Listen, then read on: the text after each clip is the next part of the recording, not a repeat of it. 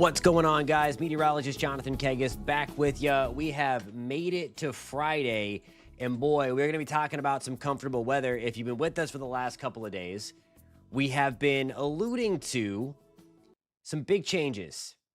They might be subtle in the grand scheme of things, but the Floridians that went through a summer of big-time heat, you're going to notice a difference. If you were outside tonight, especially in the northern half of Central Florida, you can feel a little bit of dryness in the air. Certainly yesterday you could, and I think we're going to get a reinforcing shot of some of that dry and, relatively speaking, comfortable weather for Florida standards. It's asterisk after asterisk after asterisk, but hey, I think to Floridians, it means something. So we are going to talk all about that coming up throughout the course of the next 30 minutes or whatever. Drier air for the weekend is going to spill back in as we move into Central Florida. We were just talking about that. Temperatures, again, going to stay in the upper 80s. That's a couple of notches below where we should be. But nonetheless, we are going to be watching for those air temperatures to stay a couple of notches below average. It's going to be about the humidity as we go forward over the next couple of days. Then we'll touch on the tropics. Not a big deal with that wave out there, I don't think. We'll take a look, and I'll show you some of the modeling and some of the ensembles again, just to kind of show you what I'm looking at and all that stuff. And of course, we'll go over the Florida forecast to talk about what I'm expecting for the weekend. So hope everybody's doing well tonight. Really appreciate you being here. By the way, taking a live look at Cedar Key tonight above my head. Really cool shot there, thanks to our friends at WeatherStem. And then, of course, in Miami, a nice shot there. They have some extra clouds and some rain. You can kind of see the extra clouds, the overcast skies on the sky cam, the WeatherStem camera in Miami. So we are going to get to it here. The setup, it really hasn't changed. This big front that is stalled out over South Florida right now, it continues to be there. It was the reason for the downpours that were around today. Not everybody saw them. I was only expecting a 30 or 40% shot for storms or downpours today. Really, lightning wasn't a factor this afternoon. Nonetheless, downpours are around the I-4 corridor. Most high school football games tonight, at least in the Central Florida area, we're doing pretty well. Just a few downpours along the coast this evening. You see those white lines. That's where I want to kind of draw your attention to. And as those white lines, that represents the wind direction. The wind direction continues to be out of the south and east, allowing for that drier air to push back down the Florida Peninsula. I think it's going to be even more northerly as we go into Sunday. And I think we could really make a run for the upper 60s in the Orlando area. Certainly, I think north of Orlando, we're really going to be working on that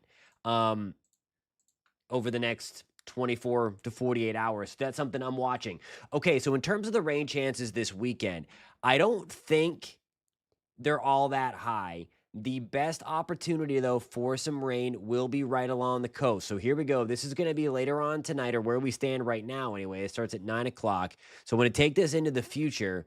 And notice, again, right along the coast, because the breeze is off of the Atlantic, we are going to continue to send back that a few downpours overnight. So again, don't be caught off guard if early tomorrow morning that you are going to see those downpours try to pinwheel in, slide on shore for a little bit. Note, though, that most of Central Florida is looking good. I think especially Marion County. If I have anybody tuning in from Marion County tonight, Sumter County tonight, Lake County, you can push that into, it's going to be nice and dry, and the humidity is going to be on the lower side. So that's something that we're going to look forward to getting into tomorrow. There is a little swirl here. You see that swirl out there? So with that swirl, with that area of low pressure, counterclockwise motion, it's helping to drag in some drier air that's just chilling up there in parts of North Florida and then in the southeast corner of the United States. So that's something that I think we're all going to be thankful for going forward. So I'm excited for it. I know of people that are ready for the Florida heat to go away. It's going to be wild, I think, anyway. It felt great Thursday night, yesterday night, and it should feel great again tomorrow. So this is what I was talking about. Not one spot in Florida tomorrow is above average. Everybody is at below or at average, and that gray box represents average. So Pensacola, we are average tomorrow. Tallahassee, we are back to 88, 83 in Jacksonville. That's crazy. 87 degrees in Orlando. 86 in Vero Beach. Miami, we're at 86. Naples, we're at 87. Tampa is at 90, but that is still a notch or two below where we should be for this time of the year. So, should be a very nice day tomorrow. The theme is the further west you are, the drier it's going to be. This is just mind-blowing to me. Earlier today, we had dew point temperatures in Tallahassee in the 50s. It's doing pretty good up through the Panhandle. Jacksonville, Tallahassee, Pensacola in the 60s. Orlando's dew point right now is at 70. For perspective, and by the way, dew point is essentially how much moisture is in the atmosphere. And in the middle of the summer, those super, really ugly, rich, disgusting, humid afternoons, the dew point temperature is in the mid to upper 70s. So for perspective, so we're about 5 to 10 degrees cooler or lower in the dew point temperature than where we typically are in the summer. So that's already helping in of itself. And I think these numbers get a little lower tomorrow. And I showed you that area of low pressure that's just hanging off the Florida coast. Oh, I want to graphically show you what that does, because I think this really helps to kind of just compartmentalize and conceptualize the difference here between the really humid air mass, the rainy stuff that we dealt with earlier in the week, and then the drier air coming down. So there is our stalled front. It's across South Florida. We're starting this a couple hours ago back to 6 o'clock into the evening, and there's that area of low pressure. Now, that low is key. Number one, it helped to give us the extra downpour activity that we saw today. It will keep scattered downpours around the I-95 corridor and Atlantic beaches tomorrow. Still not a washout if you're planning on going to the beach tomorrow. But what this will do, and one of the reasons why Jacksonville is cooler, as this lifts away as we get into Saturday and Sunday, it should continue to push rain back towards Northeast Florida, and that's going to be why it's cooler. But note the arrows at this time. This is 6 o'clock on Sunday morning. 6 o'clock on Sunday morning. The arrows are north-northeast, maybe even northerly. That's going to help to cool down some of that drier air that's been hanging out in the deep south that has not been allowed to work its way down. So with that development of that low there, that is what is going to help us stay on the drier side and certainly help us feel on the less humid side going into tomorrow. Rainfall forecast over the next 3 days. So this is going to be Saturday, Sunday into Monday, where you see the gray and the blue. That is where rain chances are fairly low over the next couple of days. This is a QPF, or quantitative precipitation forecast, as we call it. But I'm also using it to kind of show exactly where the projection is for the steadiest rain. And where you see the green and certainly the yellows, that's where the heavier rain is going to fall. So that's pretty much from St. Augustine down into Palm Coast, Bunnell, Port Orange, New Smyrna, Boynton Beach, Fort Lauderdale, back to Miami, the Everglades, South Florida, because the stalled front down south and then the breeze off of the Atlantic helping to generate just a few stray downpours. Again, I don't think it's going to be anything too crazy or too heavy on the Atlantic coast, but still something that we just have to dodge on the Atlantic coast. I think inland, we're looking pretty good.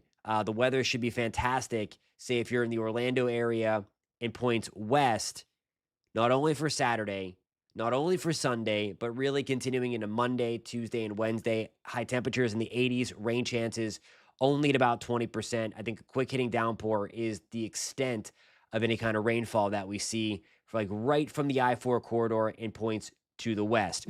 Alrighty, guys, I am up against my first break. Coming up in just 3 minutes, we are going to touch on the tropics. There's one wave out there. Development chances are going up.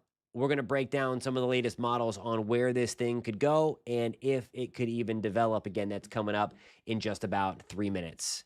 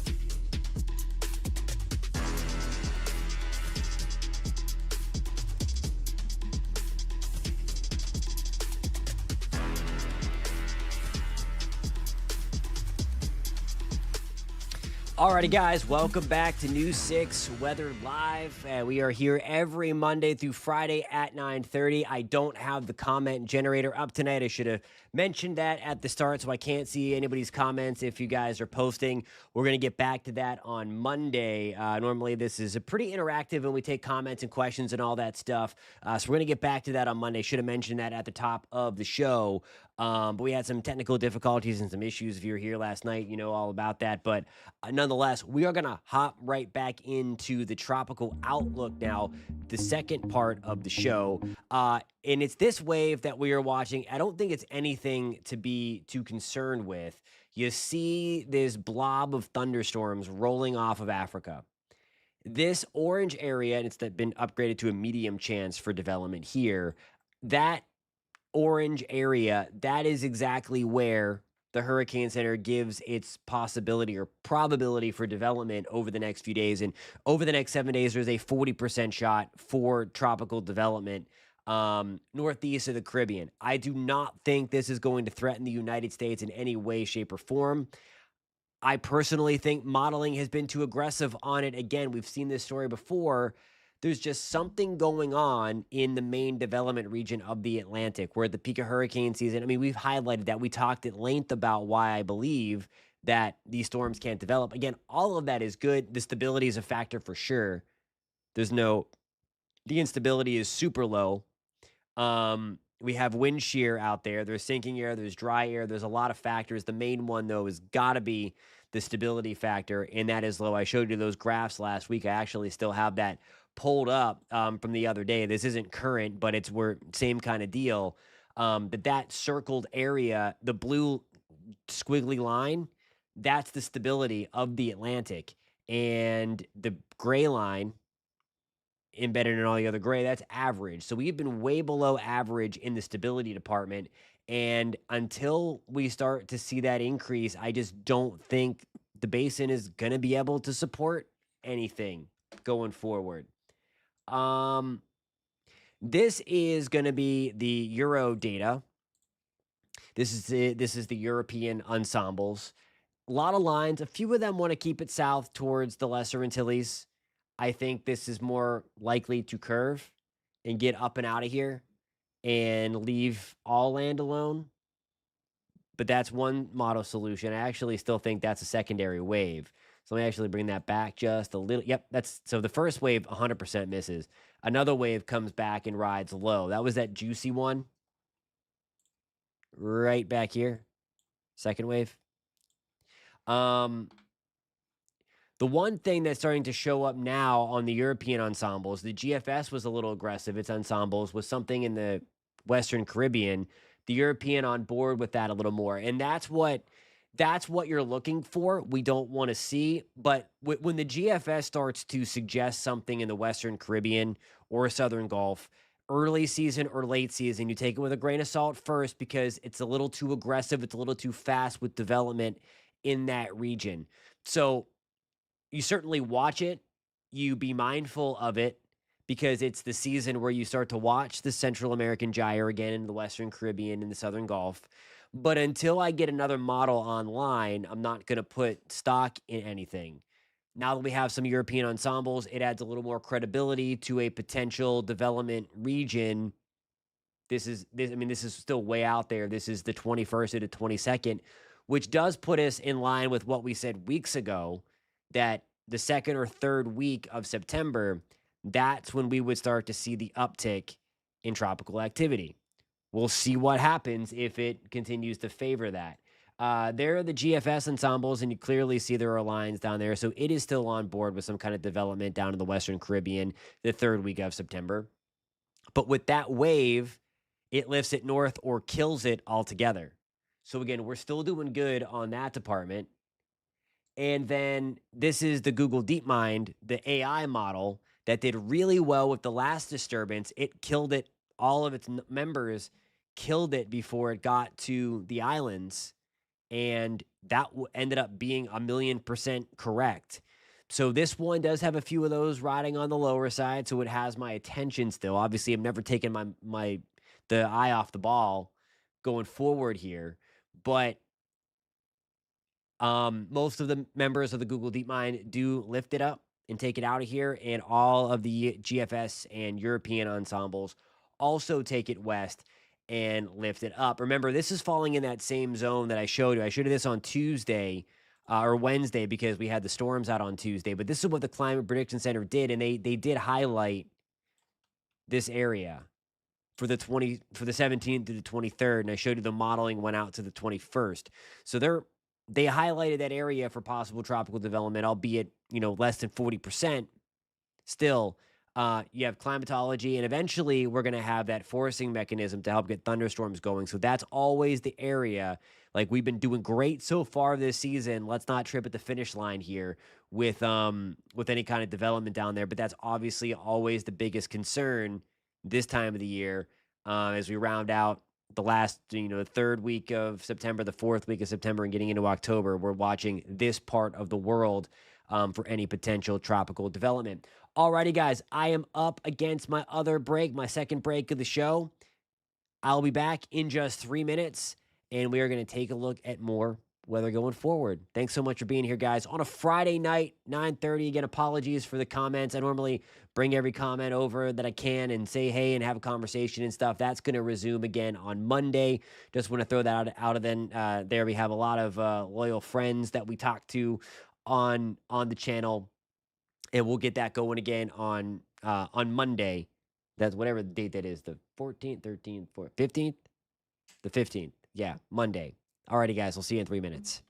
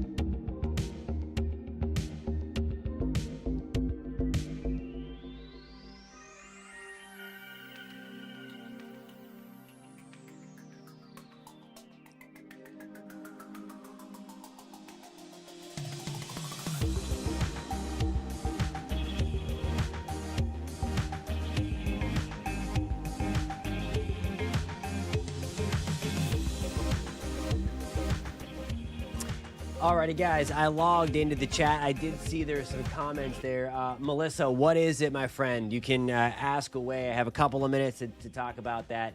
And again, Monday we'll get back into the comments thing. There was an issue we had last night, so I could not bring any of the comments over. We need to get that person off the chat room. If you were watching live on YouTube last night, we're also live on clickorlando.com. And by the way, in a couple of minutes, we're going to highlight the latest model projection for tomorrow when it comes to the rain. So you're going to want to see that again. I do think there are rain chances along the coast tomorrow. They're not all that high. Just have to do a little bit of dodging. But if there's going to be a few downpours overnight tonight and into tomorrow, it's going to be just right along the coast. Everywhere else inland is going to be dry. And then the rain chances go down further on Sunday, and then pretty much hold steady about 20%, all of that stuff.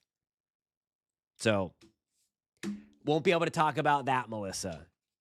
You can ask me anything else except for that. Won't be able to discuss that one. But anyway, that's kind of the deal with the weekend, and that'll be coming up in a couple of minutes. Sorry, I can't discuss that information with what happened last night, but don't worry. Any other questions related to the weather? Jody and Elizabeth were asking about Monday. I think Monday's looking pretty good. I think Monday's fantastic. I think that's a continuation of a very nice weekend. So Monday, if you're going to the parks or doing whatever, Elizabeth and Jody, you are looking very, very nice for anything. Only have a 20% shot for rain, temperatures in the upper 80s, mix of clouds and sunshine. Should be a very nice day and still relatively comfortable as well. I think we're still under the influence of some of that drier air that is sliding down the Florida Peninsula to getting to areas just south of Orlando. No, Melissa, you do not have to be sorry. I'm sorry that you had to deal with that last night. That obviously made me super, super upset that somebody did that. But I think it's taken care of. We're watching it closely. But sorry that we had to deal with that on the chat and that they made that to you. So I apologize that happened here. This is, again, supposed to be a nice, fun spot, but we want to move on from that. And we're going to start fresh getting into next week, but just wanted to let everybody know about the weather for the weekend and early next week. I think it's going to be fantastic. Again, rain chances are there. I'm going to show you the latest modeling. When it comes to those coastal downpours tomorrow. But again, your beach day looking very nice. Tropics, all things considered, there's that one wave out there. I don't think it's coming anywhere close to the United States. I have to get ready for the 10 o'clock news, guys. If you are watching on News 6 Plus, keep it right here. If you are watching on the News 6 YouTube page, keep it it'll be a different thumbnail. Search for News 6 at 10. Or you can scroll down to the live events on our YouTube page, and you will find it there. And we'll have the latest news and weather for you. A lot of crazy stuff happening. Alrighty, guys. You got it, Melissa. Thanks for having mine. Thank all of you guys for having mine. I appreciate it. That's why I love hanging out with you guys. We are back next week and talking about more, hopefully, comfy weather. Appreciate you all being here. Have a great weekend. It's been a heavy week. It's been a rough week for sure. But thanks for being here. Thanks for the support. And let's keep the tropics on the quiet side. Catch you guys on Monday. Have a safe weekend.